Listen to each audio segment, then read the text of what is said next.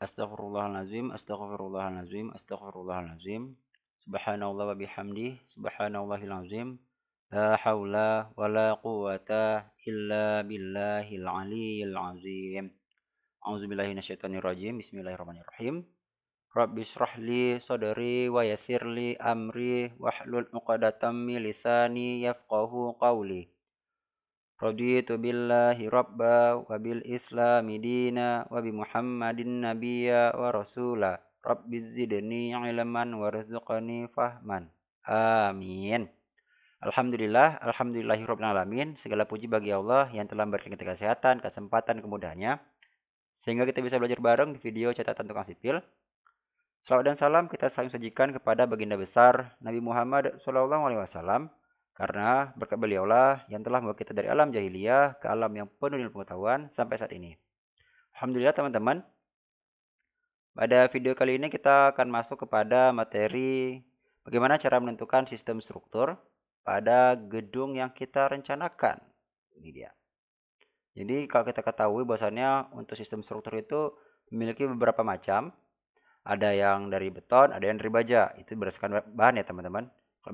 Kalau berdasarkan bahan itu ada dua, dari beton dan dari baja. Nah, kalau dari berdasarkan sistem struktur yang kita inginkan di sini, ini kita mengacu kepada SNI 1726 tahun 2012 ya. Tabel 9 ini dia. Nah, jadi di tabel ini sebenarnya sudah saya rangkum. Jadi untuk sistem struktur itu ada beberapa yang disyaratkan SNI yang diperbolehkan. Pertama, sistem struktur dinding penumpu. Ini biasanya dinding struktur ya, beton bertulang. Nah, yang kedua itu ada sistem struktur rangka bangunan. Yang ketiga itu ada sistem rangka pemikul momen. Yang keempat itu ada sistem rangka ganda. Yang kelima rangka ganda juga.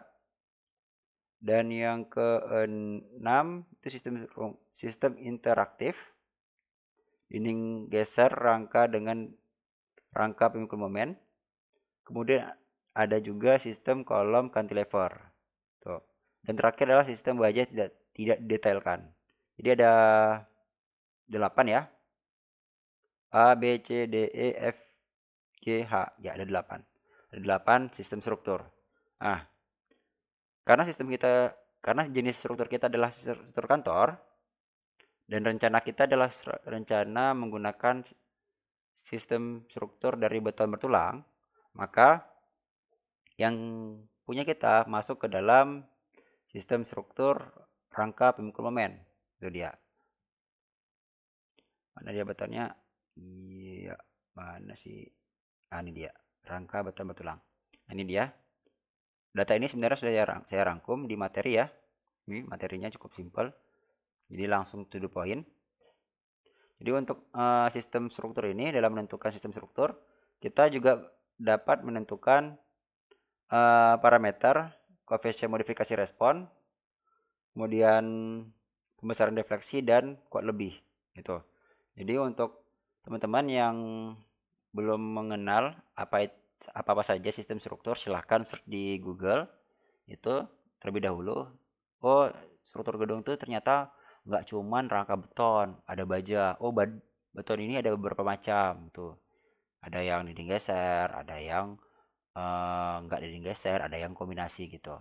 Jadi silakan dipelajari dulu. Nah, selanjutnya untuk penentuan sistem struktur ini, di sini menggunakan nilai parameter nilai KDS. Itu dia KDS, dan ada juga berdasarkan tinggi. Tuh. Nah, untuk nilai tanda kutip daripada pangkat D ini, D kecil, itu adalah yang merujuk kepada ketinggian gitu dia. Nah, langsung saja kita masuk kepada sistem rangka pemikul momen. Nah, karena struktur kita direncanakan untuk menahan momen yang bekerja pada elemen struktur, di sini kita diberikan 3 opsi dalam menentukan jenis struktur. Pertama adalah kita diperbolehkan menggunakan sistem rangka beton bertulang pemikul momen khusus. Yang kedua, kita diperbolehkan menggunakan sistem rangka struktur beton bertulang pemikul momen menengah. Yang ketiga, kita diperbolehkan menggunakan sistem rangka pemikul momen biasa. Itu. Ini saya bedakan ya. Kita kasih warna. Kita kasih warna biar berbeda, biar lebih menarik dan cantik. Oke, ini dia. Nah, dari ketiga ini kita lihat dulu. Kita lihat dulu secara garis besar ya. Nah, secara garis besar untuk kategori desain seismik yang kita gunain itu adalah kategori desain seismik D. Ini dia, D. D, kita tandain. Oke, ini D. Jadi kategori desain seismik kita adalah kategori desain seismik D. Nah, untuk kategori desain seismik D ini, struktur yang diperbolehkan itu adalah struktur jenis sistem rangka beton bertulang pemikul momen khusus. Itu dia. Jadi cuman ini yang diperbolehkan untuk kategori desain seismik D. Itu. Jadi untuk perlu diketahui bahwasanya untuk nilai daripada singkatan daripada TI ini, maaf ya saya lupa membuat keterangannya. Keterangan TI sama dengan tidak diizinkan.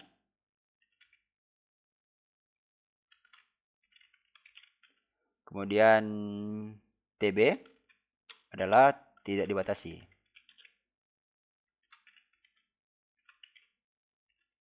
Oke, jadi ini dia singkatannya. Ya. Jadi struktur kita langsung otomatis masuk kepada sistem struktur rangka pemikul momen khusus. Nah, itu dia cara mudahnya. Tuh. Mudah bukan? Namun, ini perlu diketahui juga sebagai tambahan, data bahan, untuk sistem struktur rangka pemikul momen, ini kan ada keterangannya D nih. Nah, D ini adalah keterangan yang merujuk kepada ketinggian. Kita langsung saja ke SNI-nya. Nah, ini dia D. Jadi kita merujuk kepada pasal 7.2.5.4 untuk penjelasan sistem rangka momen untuk penjelasannya sistem penahan gaya gempa yang dibatasi sampai bangunan dengan ketinggian 72 meter atau kurang gitu. Jadi struktur bangunan kita tuh diperbolehkan menggunakan sistem struktur rangka pemikul momen. Namun dengan batasan sampai 72 meter. Itu dia. Atau kalau kita merujuk kepada ini pasal 7.2.5.4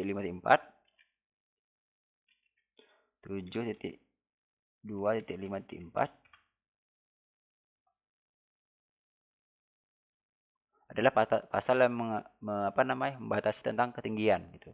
Betul ya. Jadi pasal ini membatasi tentang ketinggian bangunan. Itu. Namun untuk di sini bersama tabel 9 diizinkan untuk ditingkatkan dari 48 sampai 72. Untuk yang dirancang dari D dan F dari 30 sampai 48. Oh, ini dia. Jadi gini teman-teman. Jadi karena kita di gedung kita menggunakan kategori desain seismik D, maka gedung kita itu diperbolehkan ketinggiannya itu berkisar dari 30 sampai 48 meter. Itu. Maaf, terbalik ini nih. Batasan ketinggian dari tabel 9 diizinkan untuk ditingkatkan dari 48 meter sampai dengan 72 meter untuk struktur yang dirancang dengan kategori desain seismik D atau F, E. Sedangkan F itu menggunakan 30 sampai 48. Jadi kita tuh strukturnya tuh boleh sampai dengan 48 sampai 72 meter. Itu dia teman-teman. Jadi karena gedung kita itu ketinggiannya adalah 16 meter, itu jadi nggak ada masalah. Tuh, jadi nggak ada masalah. Struktur kita masih menggunakan sistem rangka pemikul momen. Nah, untuk parameter lainnya itu parameter koefisien astagfirullahaladzim. Maaf ya teman-teman ya. Jadi untuk parameter lainnya seperti koefisien modifikasi respon yang disimbolkan dengan R, kemudian faktor kuat lebih yang disimbolkan dengan omega 0 dan faktor pembesaran defleksi dengan disimbolkan nilai CD, itu nilai masing-masing adalah 8, 3 dan 5,5 itu. Jadi untuk sistem rangka momen khusus, koefisien R omega 0 dan CD-nya adalah 8, 3 dan 5,5. Itu dia. Nah, jadi datanya itu kita rangkum seperti ini. Jadi kita rangkum contohnya seperti ini. Berdasarkan tabel di atas, maka sistem struktur yang digunakan adalah sistem struktur rangka beton bertulang pemikul momen khusus yang disingkat dengan sistem rangka pemikul momen khusus (SRMPK). Tuh. dengan koefisien sebagai berikut. Nilai R 8, nilai omega 0,3, dan nilai CD 5,5. Nah, perlu diketahui teman-teman, nilai daripada ketiga item ini adalah nilai yang cukup penting di analisis struktur gedung tahan gempa. Jadi teman-teman nih kalau bisa ingat ya, ingat nilai R, CD, dan omega 0. SRMPK berapa? 835,5. Oke, selesai. Gitu. Jadi nggak sulit-sulit dia. Nah, selanjutnya untuk materi besok kita akan membahas tentang item terakhir di membuat data perencanaan, yaitu bagaimana cara membuat data kombinasi beban. Nah, pernah kita singgung itu di bagian titik 6 ya, 1.6 tentang menentukan gempa desain. Jadi di 1.8 ini akan kita detailkan lagi bagaimana cara kita membuat data kombinasi beban gempa. Itu aja materi 1.7 yang membahas tentang menentukan sistem struktur. Apabila ada kesalahan dalam penyampaian, saya minta maaf dan mohon ampun kepada Allah Subhanahu wa taala, dan apabila yang kebenaran itu datangnya dari Allah Subhanahu wa taala. Saya akhiri, wabillahi taufik wal hidayah. Wassalamualaikum warahmatullahi wabarakatuh. Oh ya, materi ini bisa teman-teman download di link deskripsi, jadi silakan download. Dan untuk explainnya juga mungkin akan saya update, jadi silakan dicek-cek ya kalau misalnya ada perubahan. Sampai jumpa di lain waktu. Wassalamualaikum warahmatullahi wabarakatuh. Terima kasih. Selamat mencoba dan belajar kembali. Semangat!